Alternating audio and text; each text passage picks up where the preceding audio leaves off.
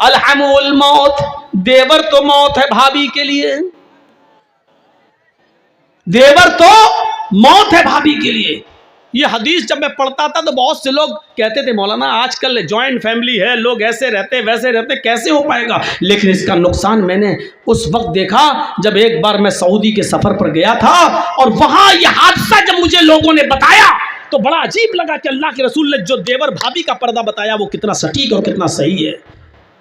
वहां एक अजीब किस्सा सुनने में आया मेरे जद्दा का, कि जद्दा में भोपाल का एक आदमी टैक्सी ड्राइवर था। दोनों भाई वहां पर टैक्सी चलाते थे, एक भाई रात में एक भाई दिन में। और भोपाल का ये आदमी फैमिली के साथ रहता था, छोटे भाई की शादी नहीं हुई थी। 8 साल 10 साल 15 साल का अरसा गुजर गया। इस आदमी के 4 बच्चे भी वहां पैदा हुए।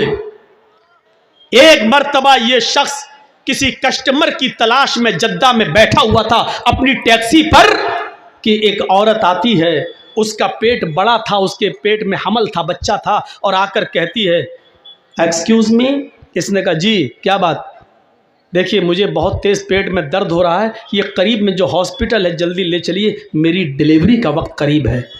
उसने कहा आओ बैठो। टैक्सी खोली और बिठा लिया और जल्दी से ले गया और हॉस्पिटल में उसने सोचा चलो, उसने हाथ पकड़कर हॉस्पिटल तक पहुंचा दिया और वहां स्टाफ ने फौरन इस औरत को लिया और जल्दी से अंदर ले गए। उसने सोचा ये उसका आदमी होगा, उससे लिखा पढ़ी कराई, कहाँ से आए हो, कैसे आए हो, क्या हो, कहाँ, फ़ोन नंबर, मोबाइल नंबर। उसने कहा अरे मुझे तो उससे पैसे लेना थे टैक्सी के। अंदर से चेकिंग होके आवाज़ आई तो इससे कह दिया उसको तो 3-4 दिन यहाँ एडमिट रहना पड़ेगा क्योंकि डिलीवरी कभी भी हो सकती है, रात में भी। फिर भी एक नॉर्मल हो गई तो ठीक, ऑपरेशन हुआ तो 3-4 दिन 5-6 दिन रखना पड़ेगा।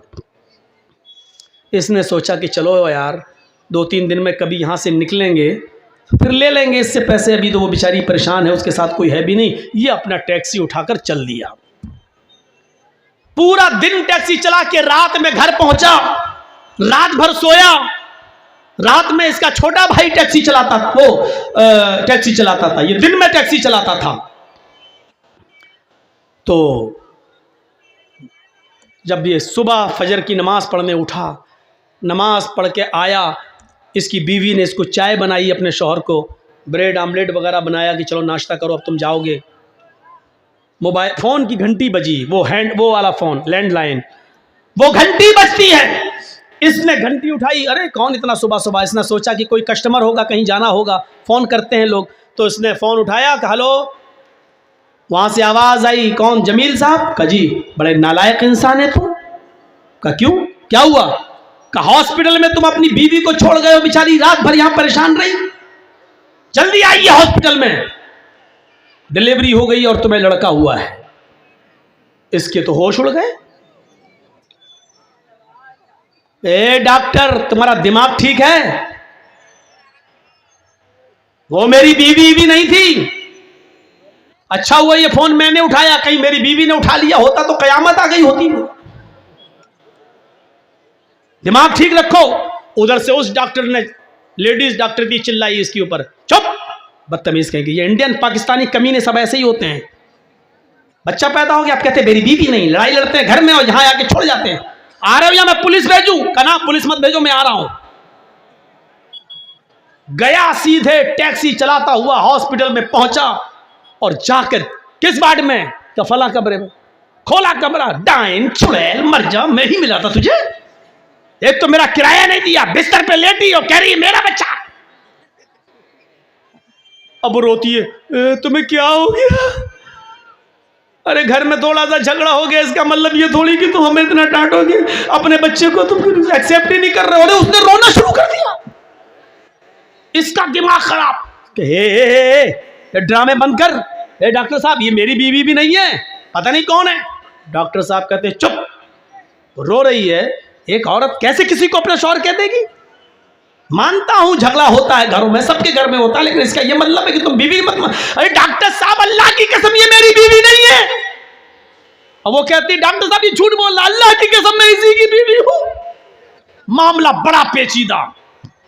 डॉक्टर ने कहा रुको, मामला इतना बिगड़ गया, इतना बिगड़ गया, हर आदमी उसी औरत की बात कर रहा है, क्योंकि औरत के आंसू बड़े खतरनाक होते हैं।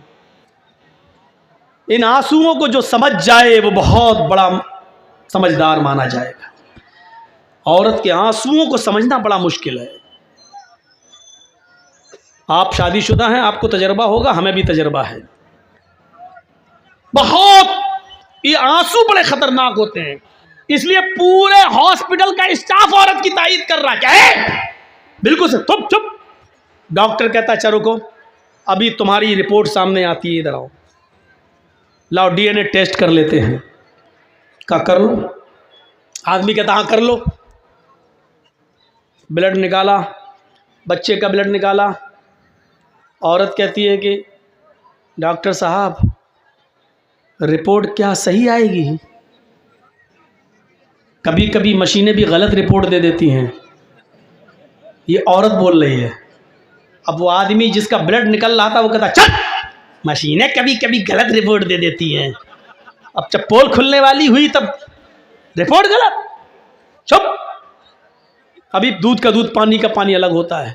इसी बीच अजान की आवाज़ आने लगी। इसने वहीं पर अपने सर का गमछा उतारा, बिछाया, नमाज पढ़ना शुरू कर दिया। लेकिन सोचने लगा यार कहीं गलत रिपोर्ट आ गई तो, कहीं औरत की बात सही ना निकल जाए, कहीं यही रिपोर्ट ना आ जाए कि मेरा ही बच्चा है। अब तो घर में कैसे लेके जाऊंगा? अल्लाह देख तू अच्छी तरह जानता है मेरा बेटा नहीं है। अल्लाह तू जानता ही है मेरी बीवी नहीं है। अल्लाह देख मेरी रिपोर्ट सही आनी चाहिए। 2 दिन के बाद कहा जाओ रिपोर्ट आएगी, 2 दिन के बाद तुम आना। 2 दिन के बाद इसको बुलाया। बोलो क्या बात? हाँ जी। और डर भी रहा है। डॉक्टर हंस रहे हैं। तो डॉक्टर साहब हंसिए मत, पहले बताइए रिपोर्ट क्या आई है। डॉक्टर साहब कहते हैं कि तुम सही कह रहे थे कि तुम्हारा बच्चा नहीं। ये औरत झूठ बोल रही है, तुम्हारा ब्लड इसके ब्लड से मैच ही नहीं खा रहा है। औरत कहती देखिए डॉक्टर साहब मैंने पहले ही कहा था कि रिपोर्ट गलत आएगी। अल्लाह की कसम यही मेरा पति है। आदमी कहता चुप, तेरी पोल खुल गई है, दूसरे का पाप मेरी गोद में डालना चाह रही है, भाग यहां से। डॉक्टर साहब मैं जाऊं? डॉक्टर साहब कहते हैं आप जाइए। उस औरत से कहा ए बता कौन है तेरा हस्बैंड, नहीं तो अभी तुझे कत्ल की सजा होगी। यहां पर सऊदीया है, ये इंडिया नहीं है। कहती डॉक्टर साहब अल्लाह की कसम ये इसी का बच्चा है, मैं इसकी बीवी हूं, मत जाने दीजिए, मैं किसके पास जाऊंगी? डॉक्टर ने सर पे हाथ पकड़ के कहा मेरी बहन मैं तुम्हें कैसे बताऊं कि ये इसका बच्चा नहीं है? इसकी रिपोर्ट ये बता रही है कि ये जिंदगी में कभी बाप बनने के लायक ही नहीं है, ये बाप बन ही नहीं सकता। अब वो आदमी कहता क्या डॉक्टर क्या? कि हाँ तुम्हारी रिपोर्ट कह रही है तुम बाप बनने के लायक ही नहीं हो, तुम्हारे अंदर उतने स्पर्म नहीं है, तुम्हारे अंदर उतने शुक्राणु नहीं है, तुम बाप बन ही नहीं सकते हो, तुम्हारे शुक्राणु नील है, 0 है, तुम बाप नहीं बन सकते। हे डॉक्टर 4 बच्चों का बाप हूं और तुम कह रहे बाप नहीं बन सकता? मैं 4 बच्चे हैं मेरे। अब औरत चिल्लाती देखिए डॉक्टर साहब मैंने कहा था ना रिपोर्ट गलत होती है। अब यहां से ये आदमी कहता है चुप, ये रिपोर्ट तो सही है कि ये बच्चा मेरा नहीं है, लेकिन ये रिपोर्ट गलत है कि मैं बाप नहीं बन सकता। और डॉक्टर कहता चुप रहो तुम दोनों, मेरा दिमाग खराब कर दिया है। वो कहती इसका शौहर, वो कह रहा मेरा शौहर नहीं, तुम कह रहे हो ये मेरा बेटा नहीं, रिपोर्ट कह रही बाप नहीं बन सकते, तुम कह रहे हो मैं 4 बच्चों का बाप हूं। ऐसे तो रिपोर्ट मेरा केस ही नहीं आया मेरे पूरे हॉस्पिटल में आज तक ऐसा। इसने फाइल उठाई, चल दिया, गाड़ी में डाला, बाप नहीं बन सकता, हट, गाड़ी चला रहा है।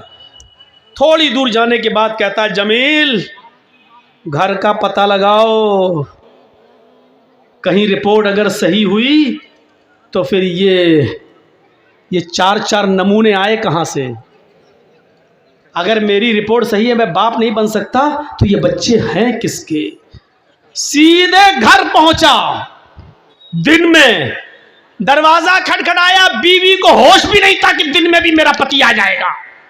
दरवाजा खटखटाया, बीवी ने दरवाजा खोला, चप्पल उतारी आदमी ने, शौहर ने, और तड़ा तड़ा तड़ा तड़ जूते चप्पल घूसे। वो औरत कह रही इतना प्यार करते थे आज अचानक क्या हो गया? लेकिन इसने 20-25 पहले प्रेशर बनाने के लिए मारा, चप्पल जूते लाते घूसे मुक्के। जब 15-20 मार चुका तब कहा, ये बताओ कि ये 4 बच्चे किसके हैं? वो कहती क्या हो गया तुम्हें? अभी फिर मारूंगा। ये पता चल गया है ये मेरे नहीं है, अब ये बता कि किसके हैं। 2-4 और दिए। जब उसको तेज चोट लगने लगी तो कहने लगी रुको मारो मत, कुछ कहोगे तो नहीं? कहा नहीं, सही बता दोगी तो कुछ। कहा कि ये 4 बच्चे आपके नहीं हैं। फिर कहा देवर के। कहा ये कैसे हुआ? कहा आप दिन में टैक्सी चलाते हैं ना, वो रात में चलाता है। मतलब आप दिन भर गायब रहते हैं, रात में सोते हैं, वो रात भर गायब रहता है, दिन में सोता है। घर तो एक ही है, जॉइंट फैमिली तो एक ही है। आपसे तो कुछ बच्चे हो नहीं रहे थे। मुझे घर में किलकारियां सुनने का शौक था बच्चा, और जब उससे दिल लग गया तो सारे बच्चे उसी के। उसने कहा यहाँ तो मैं तुम्हारा इंतकाम नहीं लूँगा, यहाँ अगर FIR करते हैं तो अभी तुम दोनों को कत्ल की सज़ा हो जाएगी। पासपोर्ट जल्दी से रिटर्न टिकट लिया और अपने भाई को और बीवी को लेकर भोपाल आया, और भोपाल आने के बाद मीटिंग बिठाई और सब लोगों से कहा कि जब ये बच्चे मेरे हैं ही नहीं तो मैं इनको क्यों पालता हूँ, क्यों रखता हूँ, और इन दोनों का जब चक्कर चल ही रहा है तो इंसानियत का तकाजा ये है कि मैं अपनी औरत को तलाक देता हूँ और इद्दत गुजार कर ये इसके साथ शादी कर ले। जब बच्चे इसी के हैं तो फिर ये इसके साथ रहे, और उसने अपनी बीवी को तलाक दे दी। ये वाकया जब सऊदिया की सरजमीन पर मैंने सुना, पैरों के नीचे से जमीन सरक गई। अल्लाह के नबी ने कहा तो देवर भाभी के लिए मौत है। कितना सही जुमला बोला था अल्लाह के रसूल ने। क्या अल्लाह के रसूल, क्या मैं देवर से भी पर्दा करूं? फरमाया देवर तो मौत है भाभी के लिए, देवर तो मौत है भाभी के लिए। तो इसलिए मेरी बहनों, मैं तुम्हें गलत नहीं कह रहा हूं, लेकिन देवर से पर्दा है, साली को जीजा से पर्दा है, भाभी को देवर से पर्दा है, और इसमें कमी नहीं होनी चाहिए। शराफत का तकाजा यह है कि पर्दे पर अमल करिए।